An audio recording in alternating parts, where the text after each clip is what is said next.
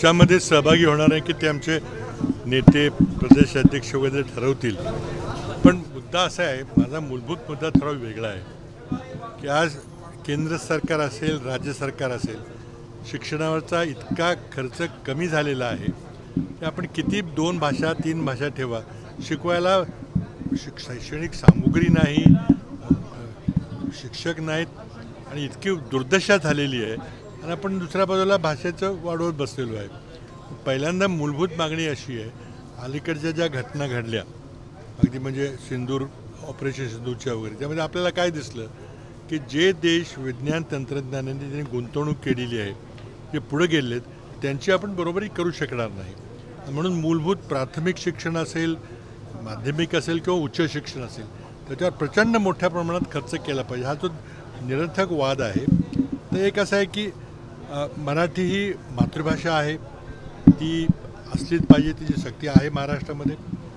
हिंदी ही राजभाषा आहे आणि एका दिशेनं देशाला लिंक लँग्वेज म्हणून त्याचा आहे। इंग्रजी ही ज्ञानभाषा आहे। आज इंग्रजीमध्ये जेवढं नवीन संशोधन होतं आहे, नवीन ज्ञान निर्माण होतं, त्याच्या मला वाटतं 1% देखील मराठीत होत नाही किंवा हिंदीत होत नाही।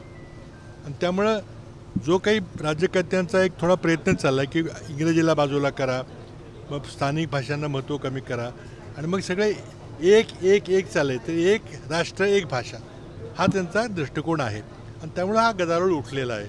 आता त्यांनी थोडा त्यात बदल केलेला आहे। मराठीला कोणाचाच विरोध नाही आहे, मला वाटतं विद्यमान शासन आहे ते देखील मराठीला विरोध करू शकणार नाही, परंतु ज्या प्रकारे नवीन शैक्षणिक धोरण राबवलं जात आहे, दक्षिणेमध्ये गदारोळ उठलेला आहे, सर्वांचं एक मत झालेली आहे की कुठंतरी हिंदी भाषेची सक्ती करून देशात काही कालानंतर एकच भाषा ठेवायची आणि ती हिंदी असेल। हे चुकीचं धोरण आहे। मला वाटतं 3 भाषेसूत्र आपण पहिल्यापासून स्वीकारलेलं आहे, पण हिंदीची सक्ती करता कामा नये। आता जो बदल केलेला आहे ठीक आहे, तो त्यावर विचार करता येईल आपल्याला, पण मुळातच शिक्षणावर खर्च न केल्यामुळे त्याला काही अर्थ नाही आहे। शिक्षक नाहीत, पुस्तकं नाहीत, काही हे दिसताना फक्त आपण भाषा वाढवत जातो आहे। म्हणून माझी पहिल्यांदा मागणी आहे की तुम्ही जे कोठारी कमिशननं 1964 साली एक सूत्र मांडलं होतं की आपण एकूण आपल्या अर्थव्यवस्थेच्या किंवा GDPच्या किमान 6% तरी शिक्षणावर खर्च झाला पाहिजे, प्राथमिक असेल, माध्यमिक असेल, उच्च शिक्षण असेल, आणि त्याचे परिणाम आपण भोगतोय।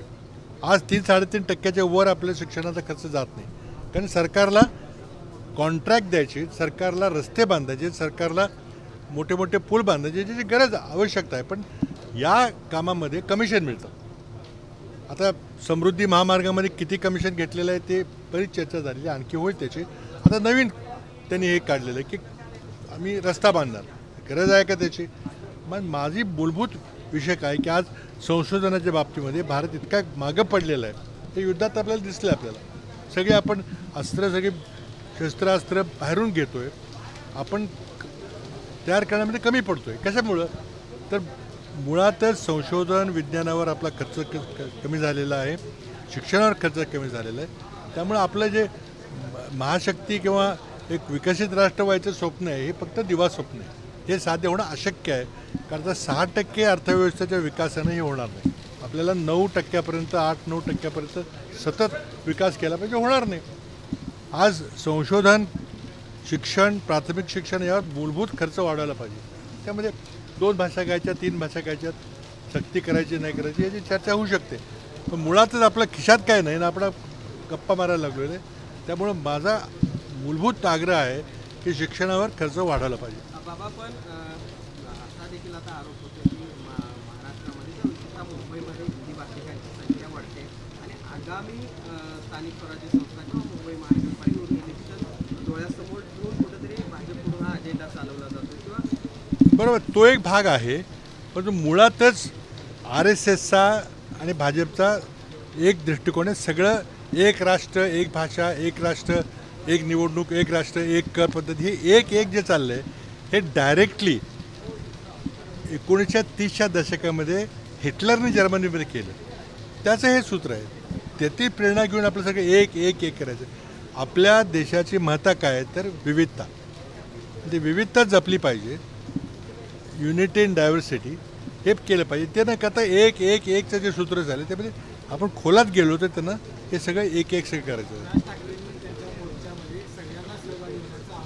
तो पॉलिटिकल ॲक्शन बघा, पॉलिटिकल ॲक्शन आहे ते कसे कुणी कसा मोर्चा काढायचा त्यामध्ये सगळ्यांचं समर्थन आहे. मराठीवर अन्याय होता कामा नये आमची भूमिका आहेच. आता ती कशा प्रकारे आपण मांडायची ते आम्ही ठरवू. या मोर्चाच्या निमित्ताने मात्र दोन्ही ठाकरे बंधू एकत्र दिसणार आहेत आणि आगामी काळामध्ये देखील ते एकत्र असतील अशी चर्चा आहे किंवा संजय राऊतांकडून तशा पद्धतीनं वक्तव्य केली. हे बघा, मोर्चामुळं ते एकत्र येतं असं नाही आहे.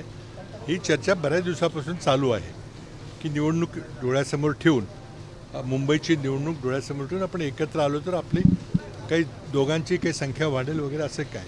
आता घरातलं भांडण आहे, वाद आहे, एकत्र आलं तर आनंदाची गोष्ट आहे, त्यात काय हे पडतं. पण आमची जी महाविकास आघाडी आहे त्या महाविकास आघाडीचे घटक हे उद्धवजी ठाकरे आहेत. त्यांनी कुणाबरोबर आणखी युती करायची त्यांचा प्रश्न आहे. दोन्ही राष्ट्रवादी एकत्र येणार आहेत का, शिवसेना मनसे एकत्र येत असेल तर त्यांनी म्हटलं की सगळेच जे चांगले आहेत ते एका चांगल्या विचाराने एकत्र आले. सगळं विसरून जर एकत्र येणार असेल तर आनंद. पण आता राष्ट्रवादी काँग्रेसचे काय त्यांचा निर्णय होतोय हे त्यांना विचारलं पाहिजे. मी त्यावर बोलणं काही योग्य होणार नाही. शक्तीपीठ महामार्ग रेटून नेण्याचा प्रयत्न राज्य सरकारकडून होतोय, विरोध आहे शेतकऱ्यांचा. आता 1 तारखेला चक्काजाम आंदोलन देखील होणार आहे. मात्र असं असलं तरी हा कोणत्याही परिस्थितीत हा महामार्ग करायचा असं सरकारचं धोरण दिसते. हा सगळा विषय कमिशनखोरीचा आहे. जमिनी घेताना जे समुद्री महामार्गामध्ये झाले, आज इतर राज्यामध्ये जो महामार्ग बांधायचा खर्च आहे पर लेन किलोमीटर, एका किलोमीटर लांबीचे एका लेनला किती खर्च येतो त्याची तुलना करा ना. आता सरकारमध्येच बदल झाला तर आम्ही नक्कीच समृद्धी मार्गाची सगळी CAGकडून चौकशी करून ती तुलना करणार आहे. अगदी UP सारख्या भाजप राज्याचे जो खर्च आहे त्याची तुलना करा. प्रचंड मोठ्या यामध्ये भ्रष्टाचार झालेला आहे. आता दुसरा भ्रष्टाचार करायचा तर शक्तीपीठामध्ये, आणि त्यामुळं सक्ती बिलकुल करता कामा नये. आहे त्या अलाइनमेंटमध्येच तुम्ही 2चे 4 केले, 4चे 6 लेन केले तर ठीक आहे. आपल्याला इन्फ्रास्ट्रक्चर पाहिजे का पाहिजे, परंतु शिक्षण, आरोग्य, संशोधन, सामाजिक सुरक्षा याच्याकडे दुर्लक्ष करून हे करता कामा नये. पावसाळी अधिवेशनामध्ये जनसुरक्षा कायद्यासंदर्भात आणण्याच्या संदर्भात त्या विषयावर चर्चा करण्यासंदर्भात सरकारचे प्रयत्न. आता जनसुरक्षा कायदा मांडलेला आहे, त्याला आमचा विरोध आहे.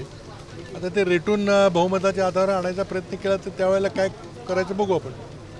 25 जूनला संविधान हत्या दिन भाजपकडून साजरा करण्यात आला. याला सरकारी कार्यालयामध्ये हा कार्यक्रम घेण्याचं भाजपनं हे केलं. यामध्ये कुठंतरी मुस्कटदाबी शासकीय यंत्रणांची होते असं वाटतं. नाही बघा, राजकीय प्रचाराचा भाग आहे.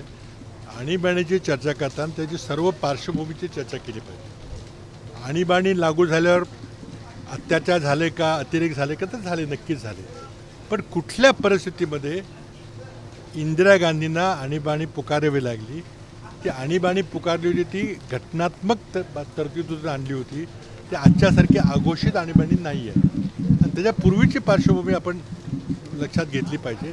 आणि कदाचित त्यांनी असा काही कडक निर्बंध केला नसता आणि त्यातून जर लोकशाही संपुष्टात आली असती, अराजक देशात मागितलं तर कुणाला आपण दोषी ठरवलं. त्यामुळे जेव्हा इंदिराजींना लक्षात आलं की आणीबाणीच्या अंमलबजावणीमध्ये अतिरेक होत आहेत तर त्यांनी ताबडतोब ती थांबवून निवडणुका घेतल्या. बाबा, पण राज्यात अनेक प्रश्न आहेत. असं असताना मात्र आपण बघितलं तर वेगळ्याच मुद्द्यांकडे सरकारकडून किंवा सरकारने कामकाज केलेलं आहे. त्याचं उदाहरण म्हणजे पुणे जे रेल्वे स्टेशन आहे त्याला थोरले बाजीराव पेशव्यांचं नाव देण्याची अचानकच मागणी मेगाफूल. हे पण नावं बदलून काही देश मोठा होत नाही.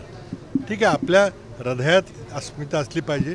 आज कोल्हापूरला आलो की काल छत्रपती शाहू महाराजांची जयंती होती. आमच्या मनात ते आहे की अगदी समोर जाऊन तिथं हार घातला पाहिजे पुतळ्याला, असं हे नाही आहे.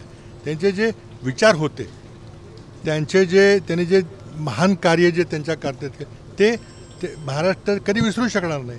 तर त्यामुळे थोरले बाजीरावांचं काम असेल. पण आता नावं बदलून रस्त्याची नावं बदलायची, कुठं काय कशाला जायचं, हा काही विषय नाही ना.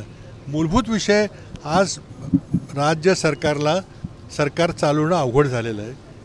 अर्थव्यवस्थेची जी दशा आपण पाहतोय, शक्तीपीठाकरता 21,000 नवीन कर्ज डोक्यावर येणार आहे. फक्त कशा करता की त्यातून कमिशन काढता यावं. पण वित्त विभागाने देखील शक्तीपीठच्या संदर्भामध्ये चिंता व्यक्त केले. आता ते दडपून नेतील. मुख्यमंत्र्याकडे पाशवी बहुमत आहे, कारण वित्त विभाग काय आणि वित्तमंत्री काय, त्यांनी जरी विरोध केला तरी ते रेटून येणार, कारण त्यातून समृद्धी महामार्गामध्ये जे झालं तेच त्यांना इथं करायचं.